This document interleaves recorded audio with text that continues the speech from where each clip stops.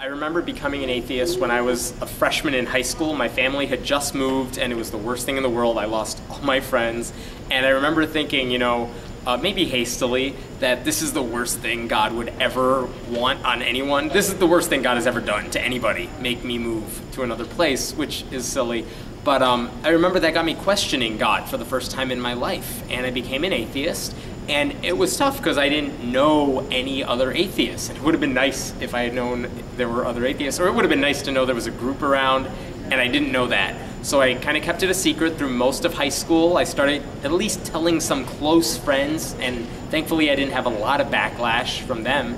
Never told my family. When I went to college, I started an atheist group, like my second year of college, because I finally wanted to meet some other atheists, and I got that off the ground. And I remember finally, the first time I was ready to go to an atheist conference, I decided to tell my parents why I was going there, and that's kind of how I came out to them. And they were upset. They thought they had made a mistake with me. They thought they did something wrong, and I tried assuring them that they didn't do anything wrong. I think what made it better for them is knowing that my values hadn't changed, all the ways they raised me. I was still the same person they always knew. So that helped transition. But what finally made it easier for me is finally meeting other atheists and knowing that there were other people who went through that same journey I went through to become an atheist. It's not like I was born with it, and it's not like I was convinced immediately. There was a lot of thinking about this stuff. And eventually you realize it's completely okay to be an atheist, and not only that, it's something you ought to be proud of. That's not an easy decision to make. And the fact that you've come to that decision, probably on your own, or maybe someone reasoned you into it, that's a huge deal. And it's kind of a responsibility to help other people make that same decision. So I think it's really important to help other people come out, and that's why I write about this stuff. That's why, even though I'm a public school teacher, I'm out about my atheism, at least in my private life. And I work with atheist groups that help college students and high school students come out of the closet like that. So I hope everyone has it. I hope, even though it's difficult a lot of times, and I know people, adults, who still worry about coming out because they fear they might lose their jobs or alienate their families, or they married someone when they were religious and now they're atheists. I mean, there are people that go through a lot of tough times, but there are communities out there for you. There are people going through the same things, but it's okay to be an atheist, and it's okay to say so.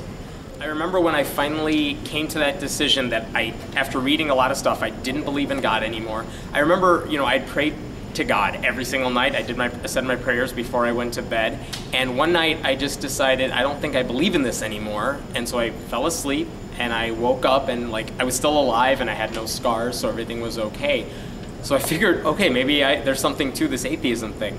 But the hard thing that happened is I had to take all these religious beliefs I had, all these explanations for where I'm going in the afterlife and why I'm here on this planet, and I realized all of that had to be wrong if I was an atheist now. And you have to rethink all of that and try to figure out better reasons for all those things, or better explanations and answers.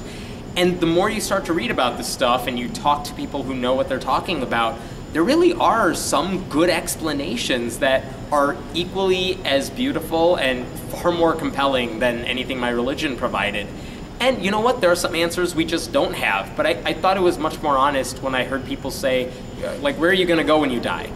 Well, we don't really know where you're going when you die. You go to the ground. Or where were you before you were born? Where did the earth come from? We don't have the answers to everything. That just seems so much more honest. And when there were answers to things like why are there stars in the sky, and you learn about how that works, it's amazing, and it's beautiful, and it's just far more fascinating than anything my religion provided me with. Okay, I write for friendlyatheist.com. It's a blog I've been writing for years, and it kind of documented my journey at the first, just kind of visiting a lot of Christian churches, because I wasn't raised as a Christian. But now I end up writing about anything and everything related to atheism. I know my favorite stories are the ones about high school students and college students who are just doing amazing things with their student groups. But if there's something going on in the world of atheism, hopefully you'll see it on the site. Just remember, if you're an atheist, it's okay to come out, and we are atheism.